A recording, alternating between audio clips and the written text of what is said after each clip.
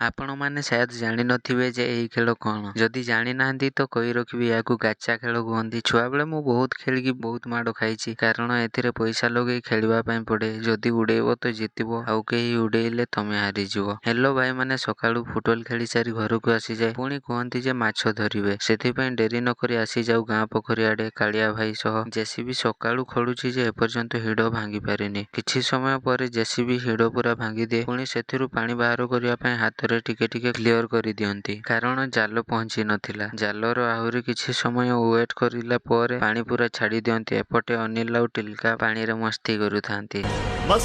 ପାଣି ଟିକେ କମିଲା ପରେ ଆସିଯାଉ ଉପର ସାଇଡ୍ ଆଡ଼େ ମାଛ ଧରିବା ପାଇଁ। ମାଛ ତ ଛଡ଼ା ହେଇଥିଲା ମାତ୍ର 4-5 ମାସ ପୂର୍ବରୁ। ଜଲ୍ଦିବାଜି ପାଇଁ କେବଳ ଏତିକି ବଡ଼ ବଡ଼ ହିଁ ମାଛ ସବୁ ହାତ ଲାଗୁଥିଲେ। କିଛି ସମୟ ଧରାଧରି କରିଲା ପରେ ମତେ ମିଳିଯାଏ ଗୋଟେ କଙ୍କଡ଼ା। ମାଛ ମିଶେଇ ଦେଇ ଏତିକି କିଛି ହେଉଥିଲା। ମୋ ଗୋଡ଼ ବି କଟିଗଲା ପଥରରେ ବାଜିକି। ରହିଗଲା ଆହୁରି ପାଣି। ସେଗୁଡ଼ାକୁ ଖାଲି କରିବେ ନା ନାହିଁ ଭାବି ଭାବି ବନ୍ଦ କରିଦେବେ କହିଲେ। ସେଥିପାଇଁ ମୋ ଚପଲ ଡ୍ରେସ୍ ଧରି ଆସିଯାଏ ଗାଧେଇବା ପାଇଁ ନଦୀ। ମାଛ ନ ଆଣି କେମିତି ଆସିଥାନ୍ତୁ ଯେ। ଯେତିକି ଧରିଥିଲୁ ସେତିକି ଆଣି ଆସିଲୁ ଘରକୁ। ସେଗୁଡ଼ାକୁ ଫ୍ରାଏ କରି 4 ଜଣଙ୍କ ଭାଗ ହିସାବରେ ଭାଗ କରିନଉ। ବାକି ଦେଖା ହେବା ନେକ୍ସଟ ବ୍ଲଗରେ। Bye bye.